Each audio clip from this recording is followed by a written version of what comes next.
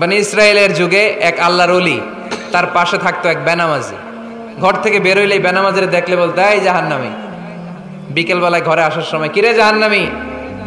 আবার দেখা হইলে, এই তুই তো জাহান্নামী। খালি ডাক দিত জাহান্নামী বলে।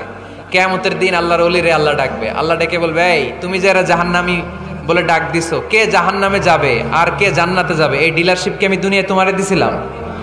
তো তুমি ওরে জাহান্নামী কেন বললা? ও নামাজ পড়ে নাই, ও আমারে ডাকতে পারে নাই, কিন্তু তোর মতো বেয়াদবি করে নাই। চিল্লায় বলেন ঠিক কিনা? আজকে ওরে আমি জান্নাতে দেব, তোরে জাহান্নামে দেব। খবরদার, কাউরে জাহান্নামী বলার আগে 1000 বার ভেবে নেবেন। কে জান্নাতে কে জাহান্নামে কেউ জানে না, একজন ছাড়া, তিনি কে? আল্লাহ। সবাই যদি জান্নাতে যায়, জান্নাতে তো ঠেলাঠেলি হবে আজকের মতো। ঠেলাঠেলি হবে না? সর্বশেষ জাহান্নামের আগুনে 1000 বছর পুরে যে লোকটা জান্নাতে যাবে, তার জান্নাতের সাইজ হবে এই পৃথিবীর 10 গুণ। জান্নাতের এক একটা যে দরজা হবে, বিশ্বনবী বললেন, মা বাইনা মক্কা তাওয়া হাজার। সৌদির মক্কা শহর থেকে বাহরাইনের 1000 শহর যত লম্বা, জান্নাতের এক একটা দরজা ঠিক তত লম্বা। সেই হিসাবে এক ধাক্কায় কয়েক হাজার কোটি জান্নাতি একবারে ঢুকবে। আমরা আমাদের দরজা দিয়ে, ঘরের দরজা দিয়ে একসাথে কয়জন ঢুকি? বড় জোর 2 জন, তার চেয়েও ধাক্কাধাক্কি করে সর্বোচ্চ।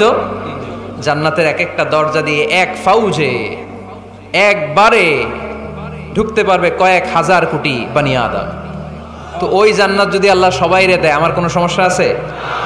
এজন্য ইবাদত নিয়ে যেন আমরা কখনো অহংকার না করি, ইলম নিয়ে যেন কখনো অহংকার না করি। আমরা যেন বিনয়ী হই, আমরা যেন নিচু হই।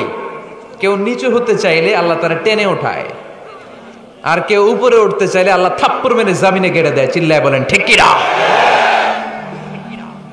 সাইয়েদনা আদম আলাইহিস সালাম ভুল করলেন, ক্ষমা চাইলেন, ক্ষমা করে দিল কে? এজন্য আমাদেরও যদি ভুল হয়ে যায়, আমরা আল্লাহর কাছে মাফ চাইবো। মাফের দরজা খোলা আছে না নাই?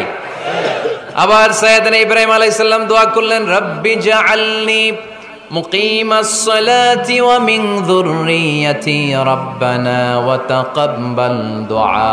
আল্লাহ আপনি আমার নামাজ কায়েমকারী বানান, আমার কলিজার টুকরা ইসমাইলকেও আমার সাথে নামাজ কায়েমকারী বানান, আমার দোয়াটা আপনি কবুল করে নেন। সালাতে কায়েম করো, হো সালাতে কায়েম করো, হবে সম্মানী তুমি, হবে জান্নাতি তুমি, হবে সম্মানী তুমি, হবে জান্নাতি তুমি। ঠিক কিনা? দিবে কাল হাসরে শীতল ছায়া, আরশে আজিম, রব্বিয়াল আলা, রব্বিয়াল আযীম, রব্বিয়াল আলা, রব্বিয়াল আযীম। সুবহানাল্লাহ পড়েন।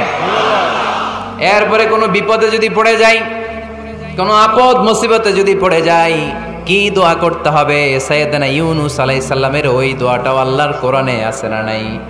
লা ইলাহা ইল্লা আনতা সুবহানাকা ইন্নী কুনতু মিনাজ জালিমিন। সবাই পড়েন, লা ইলাহা ইল্লা আনতা সুবহানাকা ইন্নী কুনতু মিনাজ জালিমিন।